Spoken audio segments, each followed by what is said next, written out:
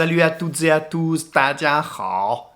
Eh bien ça y est, après mon voyage entre Genève, Dubaï, Shanghai, Guiyang, je suis enfin arrivé à Zhongjiang, dans cet hôtel qui est ici à Zhongjiang, en plein centre du Guizhou, dans les montagnes chinoises, puisque ce soir, je vais chanter mon titre Cette route lors d'un événement organisé par cette ville ou ce grand village de Zhongjiang.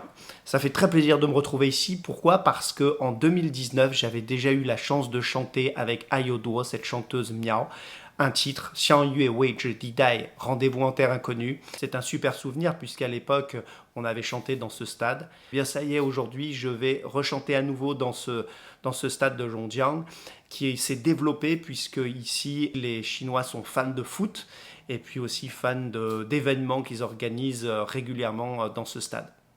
Je suis très heureux de me retrouver là parce que évidemment je connais pas mal de monde et puis surtout cette fois-ci je vais pouvoir chanter le titre Cette route, cette chanson que j'avais composée déjà en 2019 et qui avait aussi connu un succès ici en Chine et ça fait vraiment plaisir de pouvoir rechanter ce titre. C'est un titre qui parle de la route de la soie, qui parle évidemment de l'amour qu'on peut avoir pour cette route de la soie, tout l'aspect historique, l'aspect artistique, l'aspect féerique en fait qu'elle dégage et puis bien entendu toute l'histoire qu'il peut y avoir autour de cette route. Là je me trouve dans l'hôtel qui fait partie en fait de Cunchao. Cunchao c'est la ligue de football qui se trouve ici dans le Guizhou. Les ligues de foot aussi développent leurs produits, leurs hôtels, leurs stades et c'est dans ce cadre-là que je vais pouvoir jouer ce titre ce soir à Zhongjiang. C'est l'après-midi, il y a des matchs de foot qui sont organisés. Alors il y a autant des amateurs que des professionnels, là ce sont des matchs amateurs. Et puis en règle générale, ce stade il est toujours rempli parce qu'il y a toujours des événements qui sont organisés. Ça peut être des événements sportifs mais aussi des événements culturels.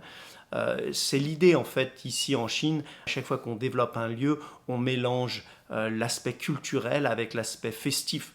Et c'est ça qui met vraiment de l'ambiance. Alors, ce qui est intéressant aussi, c'est que dans cette région de Chine, dans le Guizhou, dans le Qiandongnan, eh bien, il y a énormément de tribus. Des tribus comme les Miao, comme les Dong, comme les Tai, les Daizhou aussi. Enfin voilà, il y a énormément de tribus, de minorités ethniques, comme on peut les appeler, mais qui en fait sont vraiment très importantes puisqu'il y a des millions de personnes qui composent ces tribus. Et aujourd'hui, eh bien, les médias chinois ont envie de faire un focus un petit peu sur ces ethnies. Ça permet aussi aux Chinois des grandes villes de pouvoir visiter la Chine et de s'apercevoir eh bien, qu'en Chine, il y a énormément de choses à découvrir. Alors des fois, vous me demandez, mais comment ça se fait que je peux arriver comme ça à aller jouer en Chine? Comment on fait? C'est vrai que ce qui se passe, c'est que comme moi je suis en Chine depuis de nombreuses années, puis que je parle le chinois, eh bien j'ai fait énormément de connaissances ici en Chine. Les gens me connaissent dans les médias, par exemple les télévisions.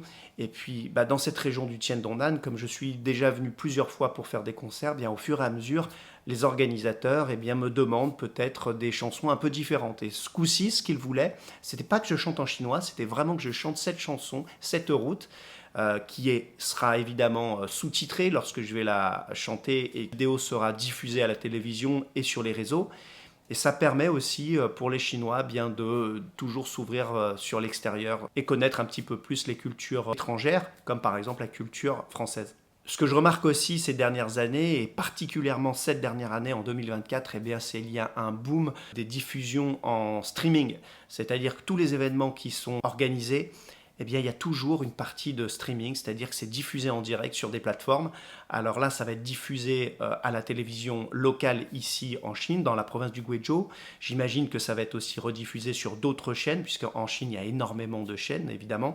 Et en plus de ça, eh bien, c'est toujours diffusé en live sur les plateformes comme Douyin, qui est le TikTok chinois. Et suivant les organisateurs et suivant les plateformes qui sont choisies, eh bien ce sont des dizaines de millions de personnes qui vont pouvoir suivre ce concert ce soir.